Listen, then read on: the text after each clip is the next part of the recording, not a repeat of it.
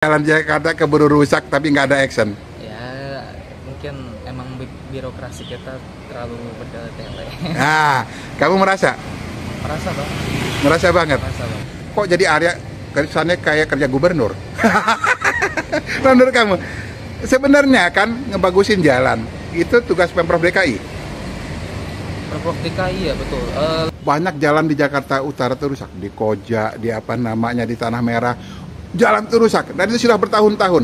Pantas nggak jalan-jalan di Jakarta masih rusak? Harusnya enggak sih. Karena kan notabene kan Jakarta kan masih jadi ibu kota kan. Bukan cuma ibu kota, uang APBD-nya pun terbesar. KDM ya atau Kang Deddy Mulyadi ini Iya. bisa dibilang kerjanya juga nggak bertele-tele juga priori. Assalamualaikum. Halo semuanya.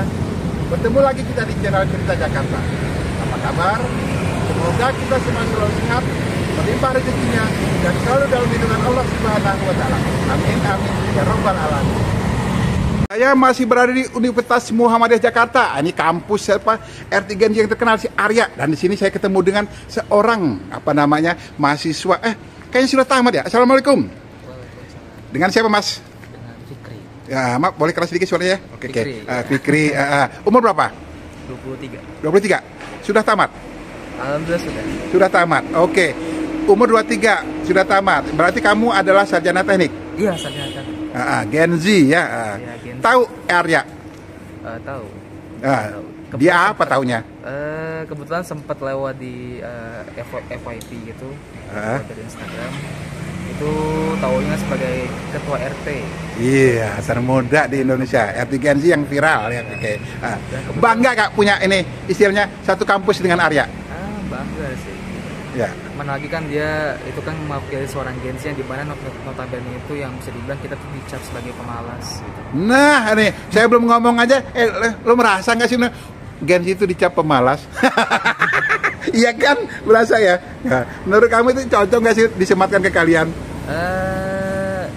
Contoh sih bisa dibilang sih. Maksudnya kan si Arya ini kan mengubah persepsi masyarakat tentang apa itu perspektif Gen Z kan terutama. Iya, maaf ya, Gen Z dianggap generasi yang pemalas, cuek, segala macam. Kayaknya katanya bahkan sulit diajak kerjasama.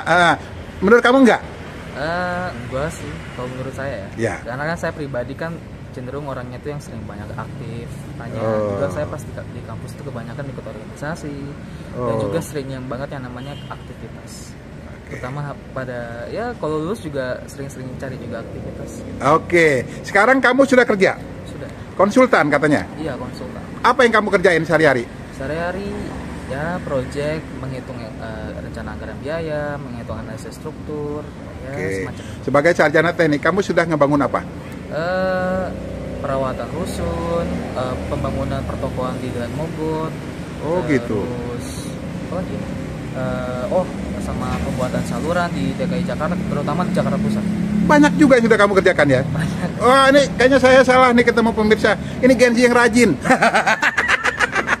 Padahal Fikri ini, itu kan tadi ya, kalau saya mau ketemu Gen Z, persepsinya ketemu Gen Z yang pemalas, yang cuek, yang lagi. Ternyata kamu ini rajin gini. Jadi maaf nih sebenarnya, itu hanya persepsi orang menurut kamu? Hanya persepsi orang. Tapi kebanyakan mungkin nilainya mungkin yang bertemunya seperti itu. Setiap orang beda-beda ya. Iya. Tapi ini saya setuju gini. Kalau udah ngobrol dengan orang seperti Fikri, dia sarjana teknik, lalu yang dia kerjakan banyak, lalu lagi ini kayaknya mengubah persepsi orang bahwa Gen Z itu maaf generasi yang malas dan cuek. Kamu ini yang rajin. Alhamdulillah. Benar-benar oke. Sekarang kamu lihat gini. Teman ada ya, sebenarnya ada tingkat ya, Arya itu ya. Dia sekarang dianggap sebagai RT Gen Z, calon pemimpin masa depan. Setuju? Setuju. Apa hebatnya anak Gen Z jadi pemimpin loh, masih muda 19 tahun. Ya kan kita nggak boleh meremehkan seseorang ya. Apalagi kan kita, bisa dibilang kan capnya sebagai Gen Z atau mungkin apa gitu. Iya. Ya bisa dibilang kita harus ya menilai dulu dari karakternya dulu ya. Misal kayak dia kira-kira bekerja atau enggak buat masyarakat.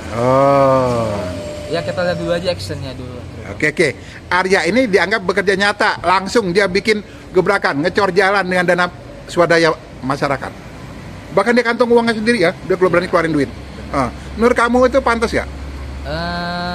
menurut saya sebagai, kalau saya mungkin sebagai seorang pemimpin mungkin merasa pantas, karena kan itu kan kewajiban dia untuk mengabdi kepada masyarakat. Tetapi juga masyarakat harus menggotong royong, membantu si Arya, karena kan mau gimana pun kan Arya juga perlu yang namanya contoh lagi dari warga, support juga. Iya, nggak mungkin dia kerja sendiri. Bahkan saya bilang gini, kok tiba-tiba orang yang, maaf ya, memberikan apa namanya kayak beban ke Arya. Oh, baru bikin jalan aja sudah dibangga-banggain, padahal itu hal kecil. Lalu ini Arya itu harus mensejahterakan masyarakat, harus mengayomi masyarakat. Kok jadi Arya kesannya kayak kerja gubernur? Menurut kamu? Sebenarnya kan ngebagusin jalan itu tugas Pemprov DKI. Pemprov DKI ya, betul. Lebih tepatnya ke Bina Marga sih. Nah iya, itu karya ada bagiannya kan? Iya. Tapi katanya warga di sana di tempat RT Arya gemes karena jalan rusak, nggak diperbaiki sudah lama. Oh, setahu saya kalau di bagian Pemprov DKI itu kebetulan harusnya RW-nya yang mengajukan. Iya, betul. Lalu gimana? Lalu prosesnya itu ke kelurahan, dari kelurahan baru proses ke kecamatan. Nah, birokrasi banget ya. Emang seperti itu. Itu yang membuat ada ujung-ujungnya nggak jalan. Iya, lama. Oke. Sekarang nih harus dong Gen Z punya terobosan pemikiran. Gimana supaya cepat menurut kamu? Ada usul? Usulan saya mungkin lebih cepatnya itu ya mungkin langsung birokrasinya langsung kepada langsung, kalau menurut saya bisa langsung pada pihak terkait, semisal kayak studen perumahan atau mungkin studen kayak Bina Marga. Iya. Seperti itu. Oke. Tapi tetap birokrasi harus langsung harus lewat dari Pak RW-nya terlebih dahulu. Waduh, itu kan gini, maaf ngomong ya. Ini saya bukan berarti tidak sependapat, mungkin pemikiran yang berbeda sedikit.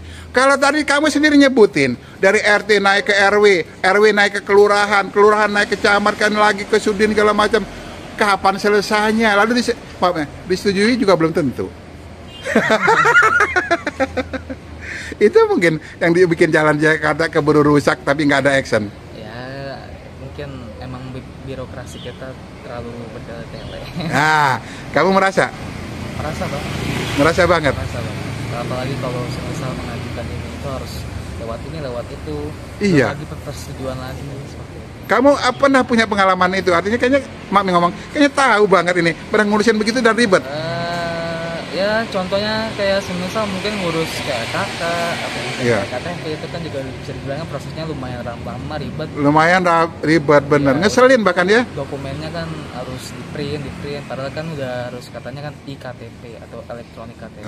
Ternyata enggak juga, masih tetap susah ya. Masih tetap susah. Oke, energi. Kayaknya kamu nih cukup paham bawain lagi. Salah satu usulan kamu sebagai Gen Z terhadap kinerja pemerintahan sekarang, salah satu ya, ini misalnya dengan kerja yang ribet itu, apa usulan kamu? Usulan saya mungkin ya untuk birokrasi terutama jangan bertele, lebih cepat ke action daripada peradministrasian. Memang seperti itu harus tertib administrasi, tapi juga yang namanya tertib administrasi harus ada yang namanya action atau tindak lanjutnya yang mencukupi dari administrasi. Oke, kembali lagi. Berarti itu yang membuat mamanya ngomong pemimpin Jakarta, gubernur, Pemprov DKI nggak sat-sat kerjanya? Mungkin bisa bilang bukan nggak sat-sat sih. Mungkin lebih kayak mungkin mereka masih mengalir yang namanya juga tertib administrasi juga kan. Karena lebih tertib administrasi, kayaknya taat itu lagi. Iya. Tapi jadi males kesannya kan. Oke, lagi. Karena kan persetujuan dari pimpinan. Oke, ini saya paham kira-kira. Maaf, saya nanya lain dikit lagi. Di Jawa Barat, sebelahnya provinsinya, ada gubernur yang satset kerjanya. Karena dia pengen cepet, kalau ada jalan langsung diperbaiki segala macam. Kenal gubernur di sebelah itu? Sempat viral juga kan kasusnya. Deddy Mulyadi. Oke. Iya, Deddy Mulyadi. Suka nggak pemimpin yang kayak begitu?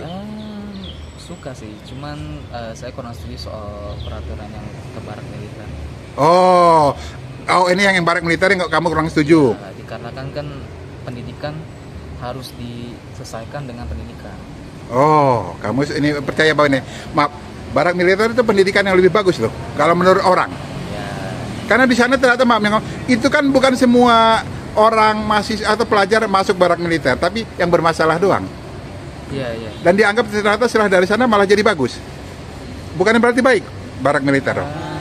Bukan, mungkin kalau bisa dibilang bagus mungkin karena kan disiplinnya kan berbeda ya dengan yang namanya pendidikan. Mungkin kalau di barak militer kan langsung terjun langsung dengan angkatan atau tentaranya langsung kan. Gitu. Makanya bisa dibilang mereka tuh anggapnya itu bukan sebagai pendidikan, tapi masyarakat yang itu tuh sebagai hukuman. Oke, jadi kamu kurang setuju barak militer. Iya. Tapi kalau program dari Maradi yang satset kerjanya misalnya perbaikin jualan atau apa, ini sekarang ini jalan-jalan di Jawa Barat sudah pada bagus loh. Dia langsung satset gitu loh. Menurut kamu itu bagus banget? Bagus. Justru kalau kayak gitu KDM ya atau Kang Deddy Mulyadi ini Iya. bisa dibilang kerjanya juga gak bertele-tele juga mungkin tertib birokrasi atau administrasi. Iya, justru gini, dia memangkas birokrasi yang bertele-tele, dia bikin cepat.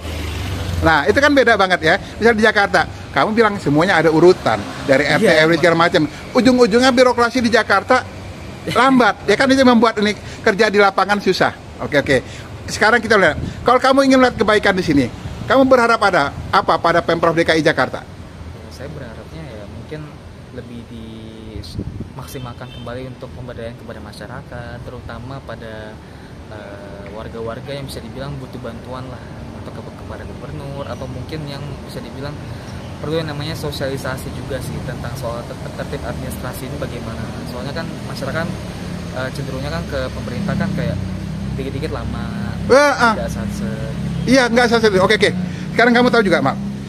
Kayak saya waktu ke RT Genzi itu ya, di belakangnya banyak jalan di Jakarta Utara tuh rusak, di Koja, di apa namanya di Tanah Merah.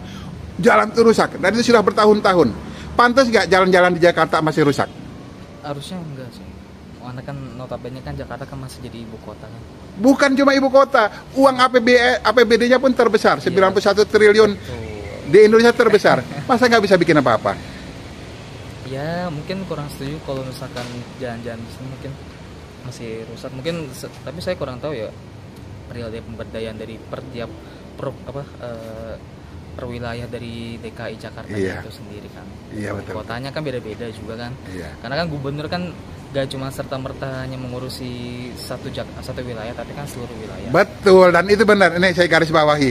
Yang misalnya rusak, itu bukan di Jakarta Pusat yang tiap hari dilewati ini orang. Sudirman mana pernah rusak, bagus, cakep terus. Tapi Jakarta Utara itu pinggiran dan itu rusak. Dan saya sudah punya videonya karena saya ngeliput di sana langsung. Menurut kamu kesannya gini ya, kalau pinggiran terabaikan di Jakarta? Ya mungkin terabaikan karena tidak diliput oleh media mungkin. Kalau tidak diliput oleh media gini, kesannya media yang salah, atau misalnya kayak saya dianggap ini dong sebarkan. Loh, kenapa YouTuber atau media yang harus menyebarkan? Pemprov DKI dong. Ya mungkin baik lagi ya, karena kan apapun itu kan sekarang zaman media sosial. So base-nya kan media, apalagi kalau yang viral atau mungkin yang trending juga sekarang.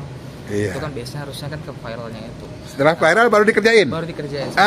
Oke. Menurut kamu misalnya kayak saya sekarang nih, ini semoga misalnya omongan kita ini jadi masukan untuk Pemprov DKI. Menurut kamu ini ada gunanya kira-kira omongan santai begini? Mungkin sedikit berguna, mungkin. Dan mungkin harapan saya kalau misalkan dari obrolan ini mungkin bisa jadi masukan untuk Pemprov DKI, mohon ditegaskan kembali soal peraturan dari yang namanya tertib administrasi sampai dengan penindaklanjutinya seperti itu. Waduh, keren. Oke. Terima kasih, maaf diganggu. Jadi kamu lagi sibuk di sini, tapi sebenarnya kamu sudah tamat lagi di sini. Ada urusan apa tadi? Legalisir ijazah. Oh, lagi ijazah. Padahal kamu juga sudah kerja ya. Nah, dan ternyata saya keren pemerintah. Ini membuktikan nih Genzi yang satset, yang kerja, yang rajin. Jadi dia merubah persepsi bahwa Genzi itu pemalas dan sulit diajak kerjasama. Keren banget. Oke, terima kasih. Sekian dulu pemirsa. Ini video kali ini. Sampai ketemu lagi dengan video berikutnya. Dari Universitas Muhammadiyah Jakarta, Cita Jakarta melaporkan. Ya, terima kasih ya.